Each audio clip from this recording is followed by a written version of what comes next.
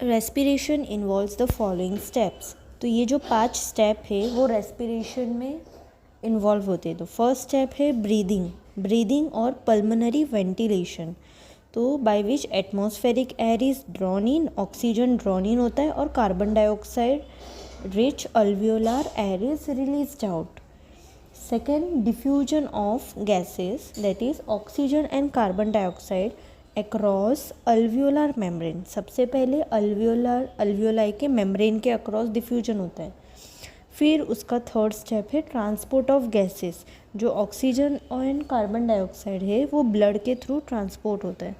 फिर fourth step है diffusion of oxygen and carbon dioxide between blood and tissues. फिर blood और tissues के बीच में डिफ्यूजन होता है। फिर जो लास्ट स्टेप है वो utilisation of oxygen by the cells for catabolic reaction and resultant release of carbon dioxide.